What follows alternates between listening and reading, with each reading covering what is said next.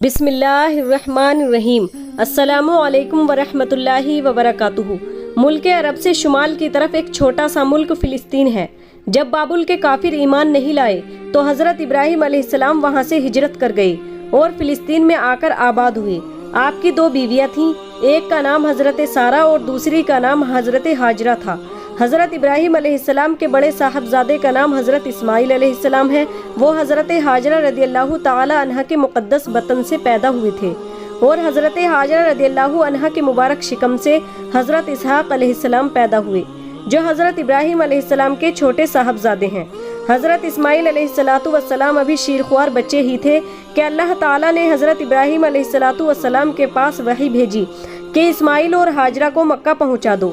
اس زمانے میں مکے کی سرزمین پر کوئی آبادی نہ تھی، آس پاس صرف ببول وغیرہ کے درخت تھے، باقی سنسان چٹیل میدان تھا اور پانی کا تو کوسو نام و نشان ہی نہ تھا۔ حکم الہی کے مطابق حضرت ابراہیم علیہ السلام نے حضرت اسماعیل اور حضرت ہاجرہ کو ساتھ لیا اور فلسطین سے چل پڑے۔ جب مکہ کی سرزمین پر پہنچے تو سواری کو روکا اور ان دونوں حضرات کو ایک درخت کے نیچے اتارا۔ پھر حضرت ہاجرہ کو ایک توشادہ میں کھجوریں اور ایک مشک پانی سپرد کر کے واپس روانہ ہوئے۔ آپ کو واپس جاتے دیکھ حضرت ہاجرہ نے پوچھا، حضرت ہمیں اس سنسان بیابان میں کس کے سہارے چھوڑ کر آپ جا رہے ہیں؟ حضرت ابراہیم علیہ السلام نے اس بات کا نہ تو کچھ جواب دیا اور نہ مڑ کر پیچھے دیکھا۔ جب کئی بار پوچھنے پر جواب نہ ملا تو حضرت ہاجرہ نے عرض کی، کیا ہم دونوں کو اس طرح چھوڑ کر جانے کا حکم آپ کو اللہ تعالیٰ نے دیا ہے؟ ابراہیم علیہ السلام نے فرمایا، ہاں۔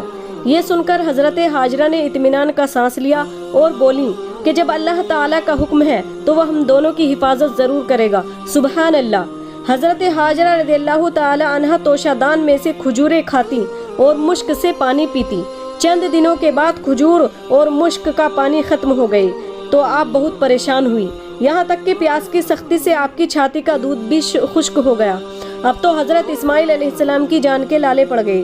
حضرت اسماعیل علیہ السلام اس وقت بہت ہی ننھے شیرخوار بچے تھے، بھوک اور پیاس کے مارے تڑپ تڑپ کر ایڑیاں رگڑنے لگے۔ حضرت ہاجرہ رضی اللہ تعالی عنہ دل دہلا دینے والا یہ سما دیکھ کر بےتاب ہو گئیں۔ اپنے ننھے بیٹے کو تو وہیں چھوڑا اور خود ادھر ادھر دوڑ کر پانی تلاش کرنے لگی۔ قریب ہی صفا اور مروہ نام کی دو پہاڑیاں تھیں۔ آپ دوڑ کر کبھی صفا پہاڑی پر چڑھتی اور کبھی مروہ پر جاتی اور دور دور تک نگاہیں دوڑا کر پانی کی کھوج کرتی۔ اس طرح ان دونوں پہاڑیوں کا آپ نے 7 مرتبہ چکر لگایا مگر پانی کا کہیں پتہ نہ چل سکا۔ آخری مرتبہ آپ ادھر مروہ پہاڑی پر چڑھ کر پانی کی تلاش میں مشغول تھی تو ادھر حضرت جبریل علیہ السلام حضرت اسماعیل علیہ السلام کے پاس آئے، زمین پر ایک ٹھوکر لگائی جس سے زمین پھٹ گئی اور پانی کا چشمہ ابل پڑا۔ جب حضرت ہاجرہ مایوس ہو کر واپس آئیں تو حضرت اسماعیل علیہ السلام کے نزدیک ابلتا ہوا چشمہ دیکھ کر بہت خوش ہوئی۔ آپ نے سوچا کہیں ایسا نہ ہو کہ پانی ادھر ادھر بہہ کر ختم ہو جائے، اس لیے آپ اس چشمے کے کنارے دھول لے کر مینڈ بناتی جاتی اور اپنی سیریانی زبان میں کہتی جاتی، زمزم، جس کا معنی یہ ہے کہ تھم تھم، یعنی رک رک۔ بعد میں یہ ہمیشہ کے لیے اس مبارک چشمے کا نام یہی پڑ گیا۔ پھر حضرت ہاجرہ نے زمزم کا پانی خود پیا اور ننھے لاڈلے کو پلایا، جس سے دونوں کی جان میں جان پڑی اور بھوک پیاس ختم ہوئی۔ زمزم شریف کا یہ اثر ہے کہ وہ کھانے اور پینے دونوں کی جگہ کام دیتا ہے۔ مکہ سے واپس جانے کے بعد حضرت ابراہیم علیہ السلام کا یہ دستور تھا کہ آپ حضرت ہاجرہ اور حضرت اسماعیل علیہ السلام کی دیکھ بھال کے لیے ہر مہینہ مکہ میں تشریف لایا کرتے تھے۔ صبح کو براق پر سوار ہو کر فلسطین چلتے اور مکہ آ کر دونوں حضرات سے ملاقات کرتے اور حال چال پوچھتے، پھر اسی دن دوپہر کے وقت فلسطین واپس پہنچ جاتے۔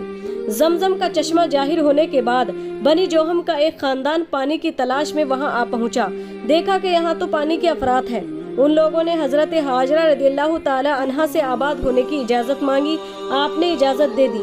وہ لوگ بھی یہیں آباد ہو گئے۔ اب مکہ کی وہ زمین سنسان نہ رہ گئی بلکہ خاندان جرہم کے بس جانے کی وجہ سے ہر طرف چہل پہل نظر آنے لگی۔